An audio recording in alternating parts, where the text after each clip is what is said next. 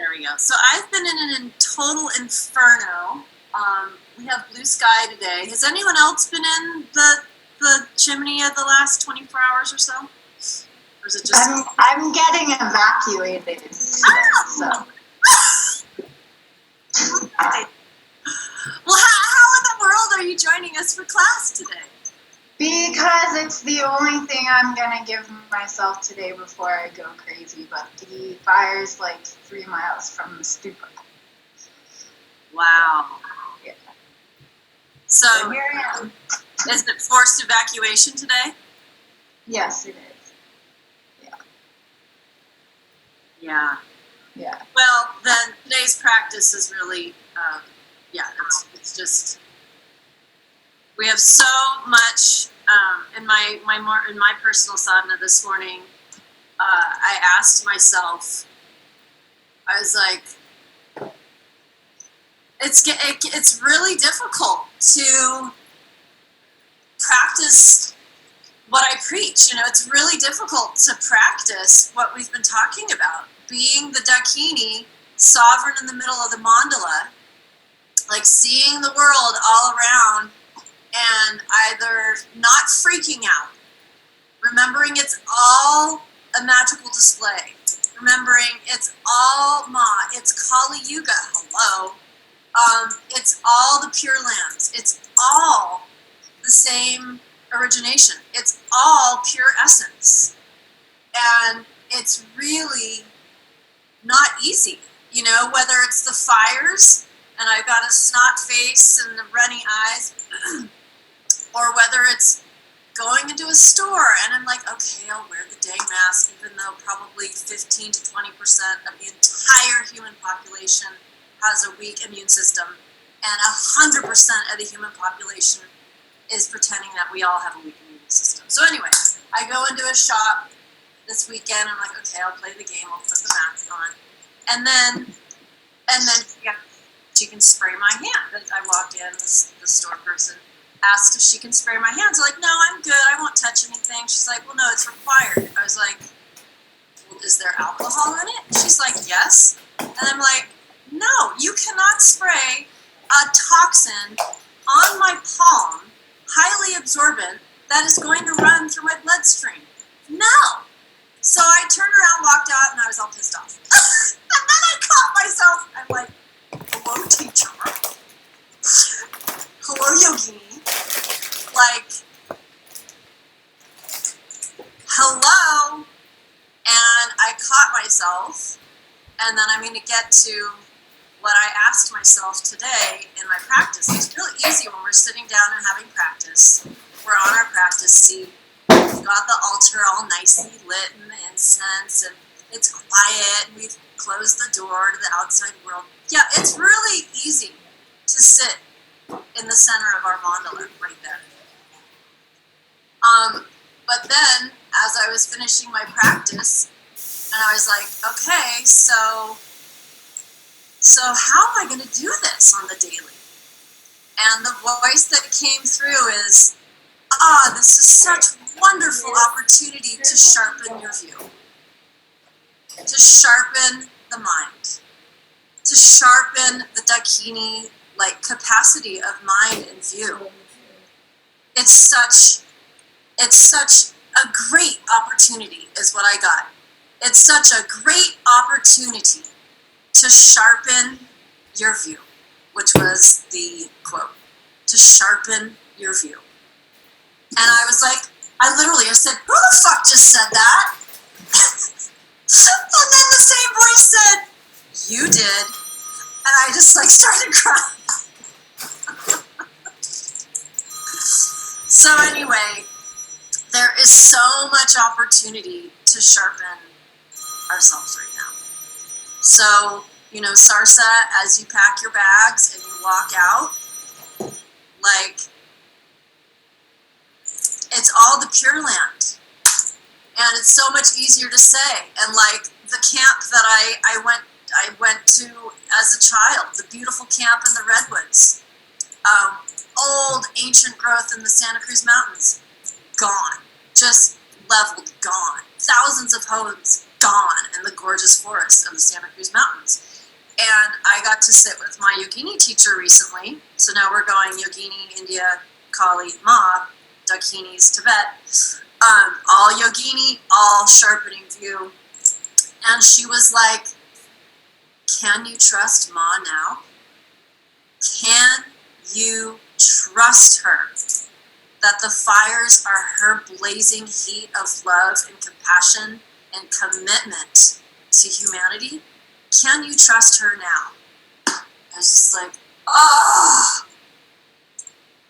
It's easy to trust when things are at a distance, but when it burns your backyard, it's like, oh.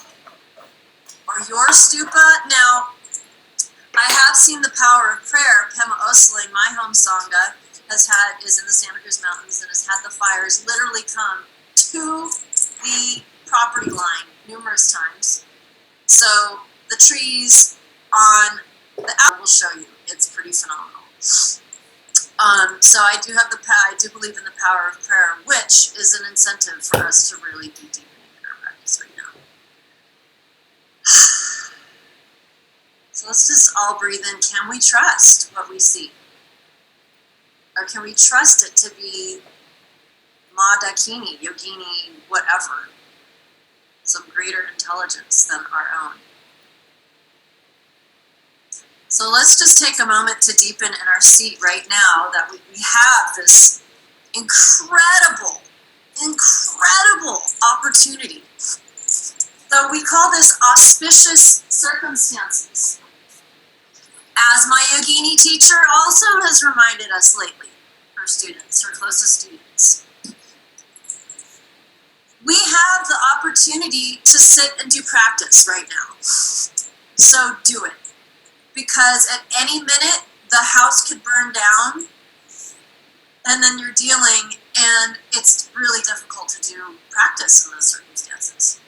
You know, at any minute, something could happen. You could have an illness, a family member could have an illness, and then those auspicious circumstances are just not as easy to grab hold of. So if we have, in this very time, in his and her story, if you have a seat and roof and food in the fridge, you have auspicious circumstances, and you are one of the people who can actually do practice and benefit beings right now. So let's just take a moment to feel what it's like to sit in your seat. So eyes can be opened or closed. Soft gaze. I would say let's all do soft gaze to the floor. So the neck is going to be long. You have something under your sit bones. So the spine is long. Neck is long. Chin slightly tucked. You have your feet wrapped around each other, not crossed. Hands to knees, elbows in, packing the Shakti in the body. Feeling that great river like the Ganga traveling from the tail to the top of the head and top of the head down. So we have this great river flowing up and down in our body with beautiful deltas growing and moving in all directions throughout the body. And doing our practice fortifies the banks of the river, enables the Shakti to flow more cohesively and powerfully.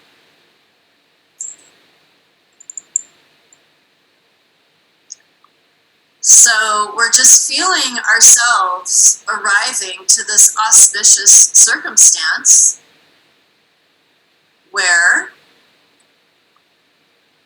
we can sit and practice and build our capacity to be present in facing the world. Present and sovereign and still versus caught off guard, agitated. Well, I mean, it's so hard, right? Like, it's so easy to be agitated, but see if you can start training yourself to be hit with something that would frustrate you. Your natural response would be frustration or anger or fear, whatever. See if you can find within you that root that when you get hit with something unexpected, we can create a more grounded, compassionate response of like, oh, wow, that person is really buying illusions right now. Or wow, that person's house just burned down.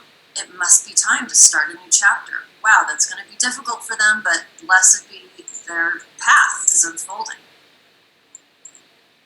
So go ahead and feel free to just pick something or some things that have been difficult for you to stay centered with. And gently, let's first ground. We're first going to ground. So we're going to put one hand on heart and feel the heart softening into chest. So the heart chakra is going to reduce in size from how it probably is right now. So a lot of us might be walking around with a very open heart, and that can be nerve-wracking. So we're going to gently ground the heart, reduce the heart chakra in the chest, and you might immediately start feeling your nervous system calming down. You might immediately feel the adrenals soothe. So the heart soft in the chest, the hand ushering that ease. Then we're going to go down to the solar plexus, one hand down. This is our place of will. And again, we're going to ask that chakra, that wheel front and back, to just calm down, size down, rest in the body with ease.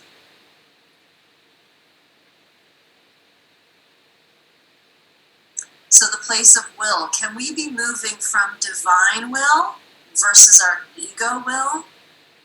Can we somehow shift our view, shift our senses to divine will versus ego will?